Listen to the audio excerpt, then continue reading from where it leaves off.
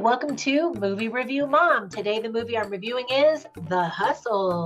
It is rated PG-13 and it is 1 hour and 33 minutes long. It stars Anne Hathaway and Rebel Wilson, and the grade that I gave it is a C. I'm not sure which way my hands will show when this movie comes out. Anyway, I feel really badly about that because I really like both of those actresses, and I thought it could be really cute, and I was hoping for it to be really funny and clever, and it just wasn't. It was really disappointing. They're both really fun to watch, but as a remake of Dirty Rotten Scoundrels, it just isn't as great or as funny as it could be. And of course, whenever women remake a movie that's made popular by men, I especially want it to be good because it seems like people are even more critical of the role reversal. It was written by Jack Schaefer and directed by Chris Addison. And it just seems like they could have used some help to make this movie better. I love the two actresses, and I think they could have done so much more had the material been better. A couple of tips for parents. First of all, the movie was going to be rated R, but Rebel Wilson actually fought for it to be a rated PG-13 movie, and she argued that it wasn't any raunchier than any other PG-13 movies out there, and she actually won, which proves that PG-13 rating doesn't necessarily mean it's appropriate for your kids. So there is some crude humor. There's lots of alcohol, reference to the Mile High Club in an airplane bathroom, if you know what I mean. There's lots of dishonesty. I mean, basically, this whole movie is, about criminals. And they kind of glamorize it and make it seem like it's really cool. And that's not a message you want your kids to receive, right? The criminal behavior is just glamorized. And unfortunately, there are no positive role models or lessons for your kids to learn in this film, sadly. Really, the positive theme that I could say that exists in this movie is maybe friendship, or competition makes you stronger, or being a criminal pays. So I want a movie that, it could be silly and goofy, of course. It could even be not great, but if there's a good message that you can wade through, the garbage to get to, then it's worthwhile. But this movie is just kind of silly.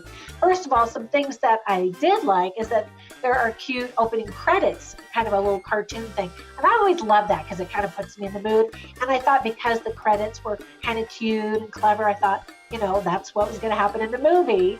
Unfortunately, not so much.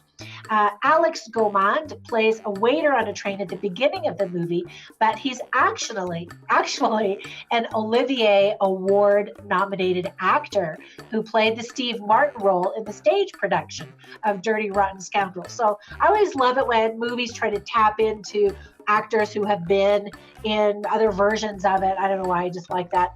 Just because they've paid their dues maybe to be able to earn a spot in a movie, I guess. The movie is filmed mostly in Mallorca, which is an island in Spain. It's beautiful. Makes you feel like you're on vacation. That's awesome. And Anne Hathaway plays the character that Michael Caine played. Michael Caine. That's how you say his name. Michael Caine. Anyway, in Dirty Rotten Scoundrels, and Anne Hathaway has starred with Michael Caine in Interstellar and The Dark Knight Rises. So it's always fun when I see actors and they get to team up again in movies. I don't know why I like that. I just do.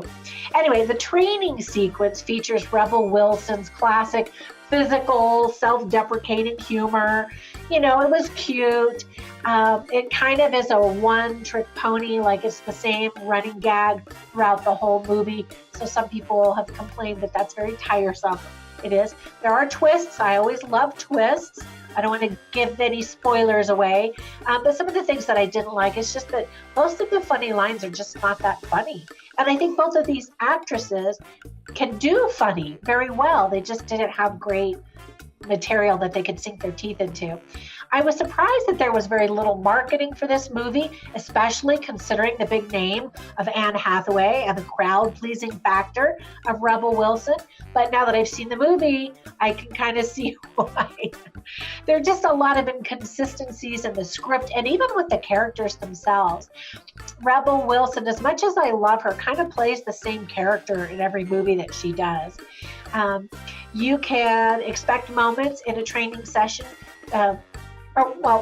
As I was talking about the training session, you kind of expect those moments to come back later in the movie. Like as she's doing certain things, you're like, oh, that's going to come in handy at the end of the movie. And yet it never does. It just kind of is for that one training sequence as just a gag to make you laugh. And so I thought that that was poorly written because audiences tend to like that. Anyway, so I was kind of surprised that it wasn't as clever of a comedy as I was hoping for. And then the advertisements that I did see for this movie just were not accurate at all. For example, it says 2 women team up. That's not actually true, except for about 5 minutes in the movie where they team up. They're at odds and competing with each other for the majority of the movie. The advertisements also say that they hustle men who have wronged them. That's not true either. They actually pick random marks to scam basically rich men out of money. And their motivation isn't really revenge. It's just money or to play the game, which is so shallow, really. The movie poster is also deceiving because the tagline makes it seem like they're getting justice by getting back at dirty, rotten men. No, that's not true. The men are rich, but that doesn't make them dirty or rotten. Most of them have never even met these 2 female characters before.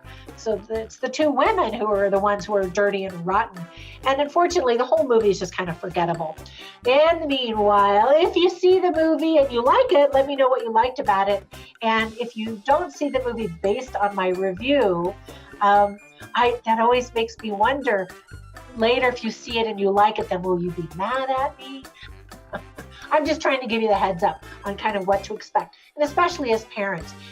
Movies cost a lot of money, and so I'm trying to save you your hard-earned money and time that you can't get back. I actually read quite a few reviews of people who left the theater because it was so bad and dumb. So I'm trying to save you from that, honestly. Anyways, be sure and subscribe. Check out my blog at moviereviewmom.com as well. And I'll see you at the next review. Bye for now.